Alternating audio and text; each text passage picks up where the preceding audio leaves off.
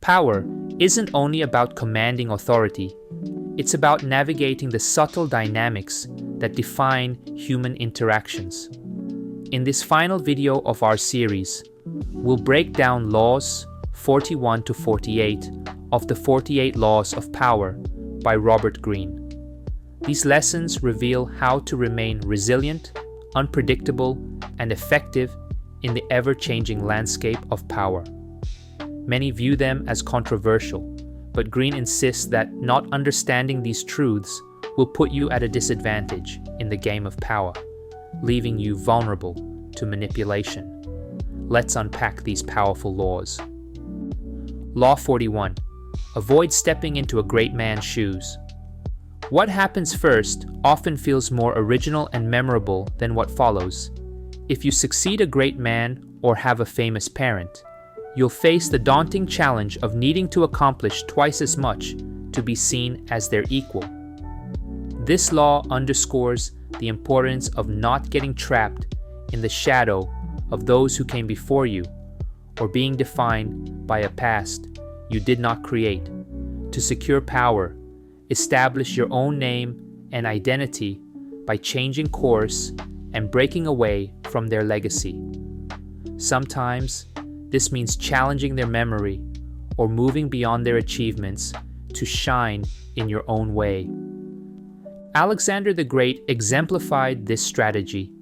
His father, King Philip II of Macedon, was celebrated for uniting Greece and building a powerful military force.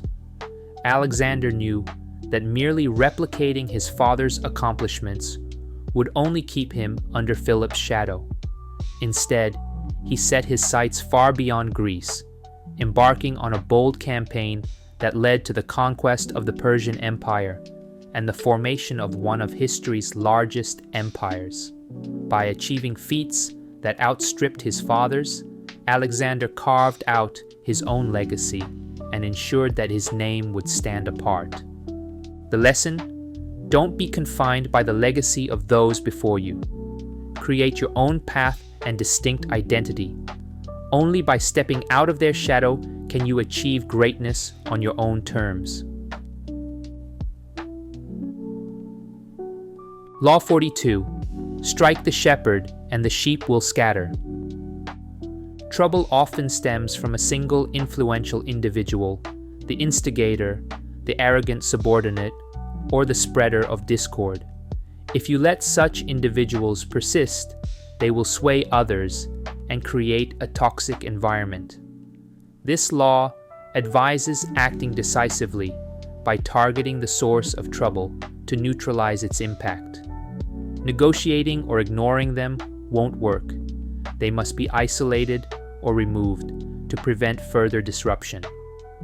Isolation can take many different forms: physical banishment, stripping political support, or psychological tactics like alienation through slander. Once isolated, the troublemaker's power weakens, and the rest of the group is less likely to resist. A historical example is seen in 16th century Peru, when Spanish conqueror Francisco Pizarro captured and executed Atahualpa, the Incan emperor. It caused chaos among the Incas. Atahualpa was revered not just as a leader, but as a near-divine figure whose presence unified his people. Once he was removed, the cohesion of the empire unraveled, and resistance to the Spanish conquest crumbled. His death signaled that a stronger force had seized power, and with their shepherd gone, the remaining Incas were left disorganized and leaderless. The takeaway: to maintain power and control, eliminate the source of dissent effectively. By doing so, you disrupt their network, prevent further issues, and reassert authority. Law 43. Work on the hearts and minds of others. Power gained through force breeds resentment, leading to rebellion. Instead, true power comes from winning over people's hearts and minds. By seducing others into willingly aligning with your goals, you create loyalty and lasting influence. Achieving this requires understanding individual psychologies and working on their emotional needs and fears. Those who feel ignored will eventually turn against you. Addressing their emotional and intellectual sides makes them allies rather than adversaries. Zhuge Liang, the famed strategist of Shu during China's Three Kingdoms era, exemplified this. Tasked with subduing the rebellious southern tribes led by King Menghuo, Liang could have relied on force. Instead, he chose psychological strategy and compassion. He captured Menghuo and his men multiple times, but instead of punishment, he treated them with dignity, fed them, and released them each time. This approach bewildered Menghuo, who expected harsh treatment. With each act of kindness, Liang weakened Menghuo's resolve until, after several captures and releases, Menghuo's defiance dissolved. Moved by Liang's unexpected mercy and wisdom, he willingly submitted and pledged loyalty. This surrender was genuine, turning a potential long-term enemy into a loyal ally and ensuring peace without bloodshed. The lesson: using emotional intelligence and goodwill transforms adversaries into supporters, while coercion breeds temporary obedience and seeds future opposition. Appealing to emotions fosters loyalty that endures, securing power in a way that force never could. Law 44. Disarm and infuriate with the mirror effect. The mirror reflects reality, but can be the ultimate tool for deception. By mimicking the actions and attitudes of others, you create confusion, disarm them, and seize control. When you mirror your enemies, they struggle to decipher your strategy, feeling mocked and provoked into emotional overreactions. This tactic disorients them and forces them to confront themselves, revealing their true nature. The mirror effect seduces opponents by creating the illusion of shared values and teaches them lessons by reflecting their behavior back at them. There are 4 main types of mirror effects. The neutralizing effect involves copying your enemy's actions to obscure your strategy and provoke them. It serves as a powerful tool when you lack a clear strategy and need to gather information through observation. The narcissus effect reflects people's deepest feelings back to them, captivating them by mirroring their inner selves. This requires keen observation of gestures, expressions, and subtle details. The moral effect mirrors someone's behavior to make them realize its negative impact, holding up a reflection of their actions. Lastly, the hallucinatory effect involves creating a false copy or illusion, a favorite of con artists, to deceive and manipulate. Mirroring makes people think you share their goals, tapping into their narcissistic tendencies and creating attraction. Even if they suspect hidden motives, the mirror effect obscures your true intentions while also conserving your mental energy. By simply reflecting what others do, you avoid the mental strain of constantly deciding on your own move. Law 45. Preach the need for change, but never reform too much at once. Change is necessary for growth, but introducing too much at once can trigger resistance and rebellion. People are creatures of habit, comforted by the familiar. This law stresses that when in power, especially as a newcomer, respecting traditions is crucial. Reforms should be gradual and framed as improvements to minimize resistance. Sweeping changes provoke anxiety and pushback.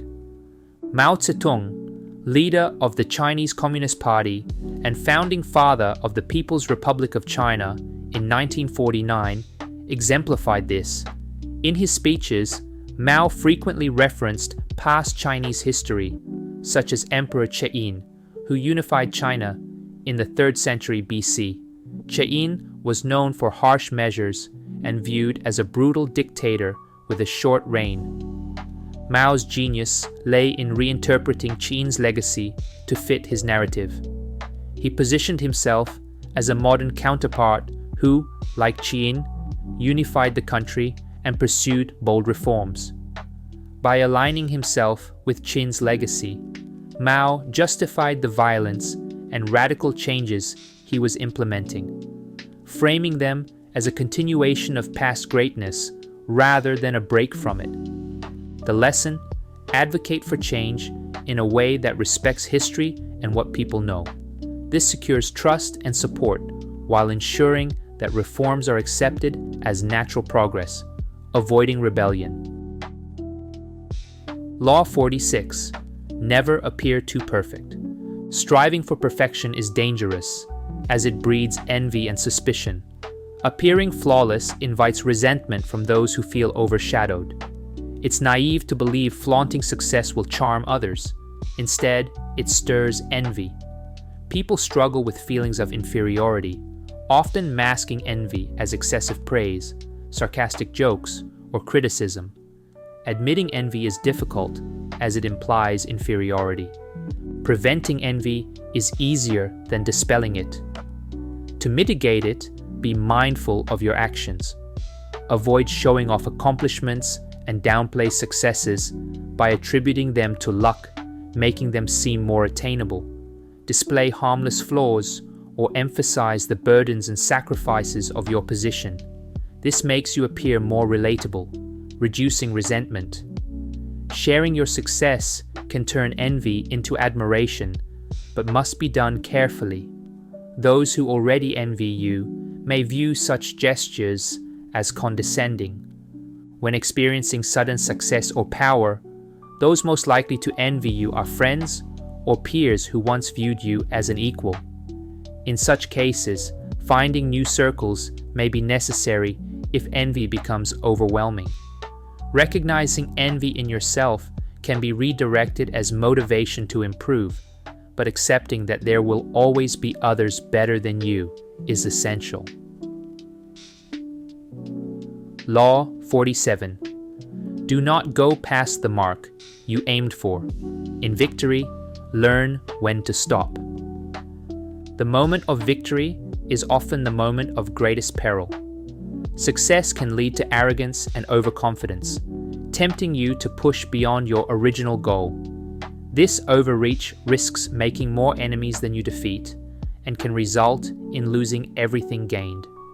There is no substitute for strategy and careful planning. Once you achieve your goal, resist the urge to go further and let success go to your head. Cyrus the Great, founder of the Persian Empire, exemplified this peril.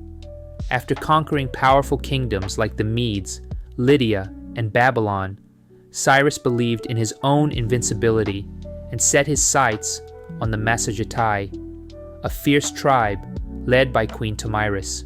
Despite Tomyris's warning to be content with his vast empire, Cyrus pressed on. He set a trap with a feast to weaken her forces, successfully capturing her son, who later took his own life out of shame. Enraged, Tomyris vowed revenge, leading her army to a decisive victory where Cyrus was killed.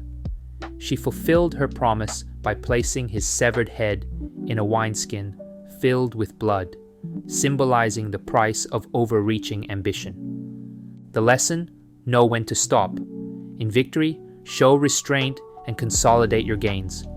Pushing too far invites unforeseen challenges and can turn triumph into disaster. Law 48.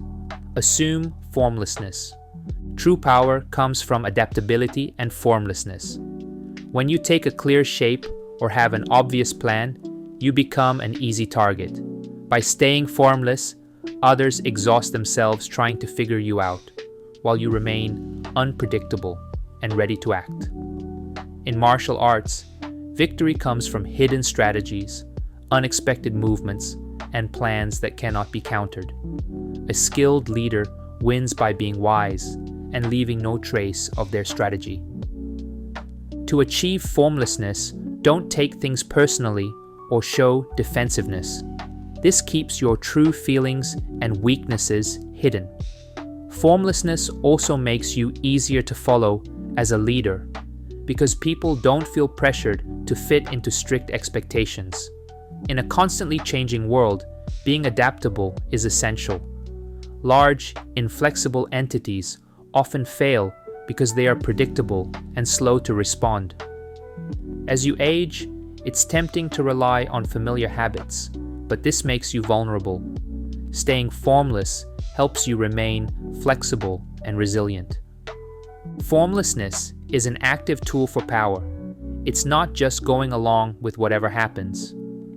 Wise leaders use it to stay hidden so that no one can predict their next move.